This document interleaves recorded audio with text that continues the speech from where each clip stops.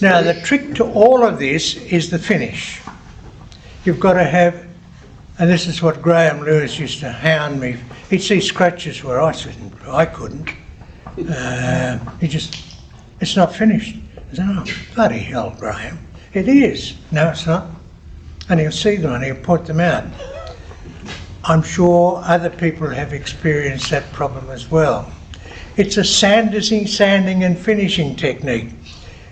Those of us who judge people's work, the thing that that strike us most is beautiful bit of turning, lovely bit of timber, but oh my goodness, finished awfully. They could have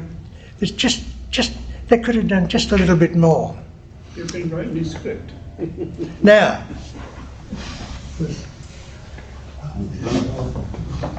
the Whirligig sander is pretty good. Most of you are familiar with the Whirligig sander. I've got, for boxes, I always go down to 1000 grit. It just finishes it off very nicely. I certainly use that for competition piece.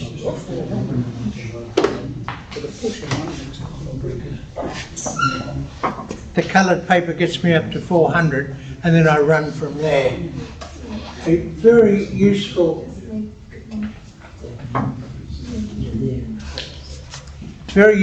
bit of flexible paper I get from Abrasi Flex, which is in Walspool Road. 400 to 600, 600 or 500 to 800, and this takes me up to 1000. I'll pass them round, you can have a look at them. But for boxes, very handy, because you can just put your hand over the top and away you go. Thanks, Jeff. Cheers. And for the inside, there are a series of things that you can use. This is a multi-purpose, the beginning of a multi-purpose inside sander.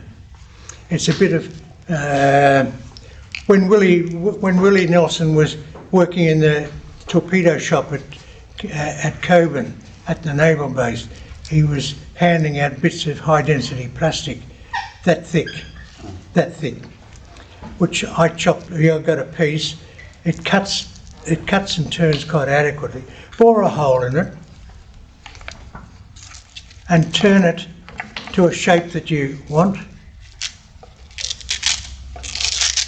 In this case, fairly a round one, or in this case,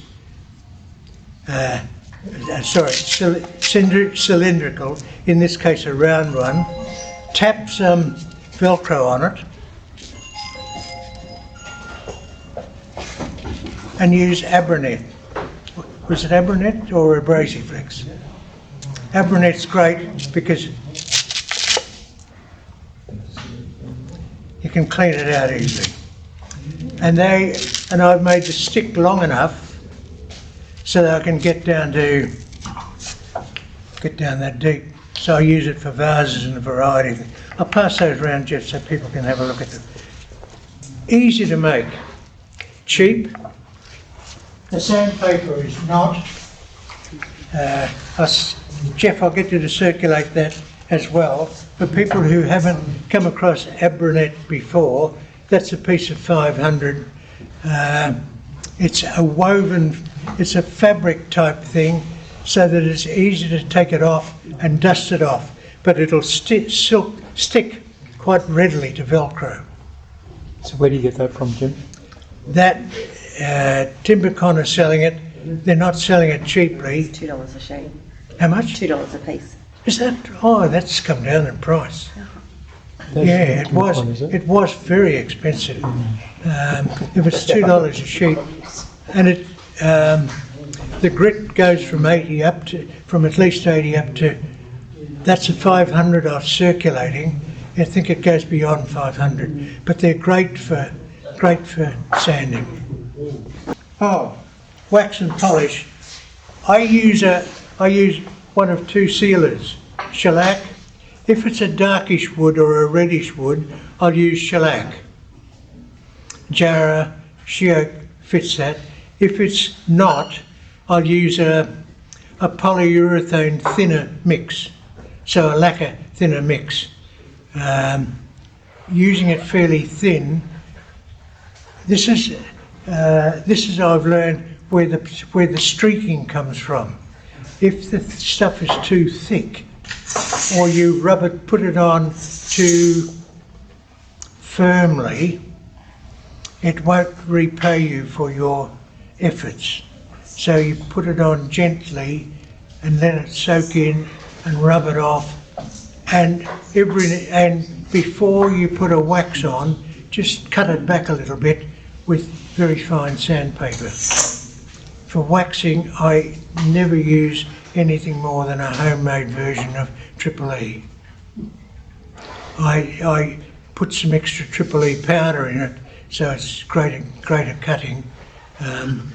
And Where do you get your Triple E powder from, Jim? pardon? Where do you get your powder from? Carbotech, Timbercon. That Timbercon don't have it anymore. They used to sell it. Carol's, I think, sell it. I try to avoid places where there's postage involved, but Carol's will supply it for you. I don't know. I bought a bottle from Timbercon years ago, and I still haven't used it all up. Is Robin still selling that stuff of hers? Pardon? Does Robin still sell that stuff she made? I don't know. You probably could use talcum powder, but it's really just a pumice.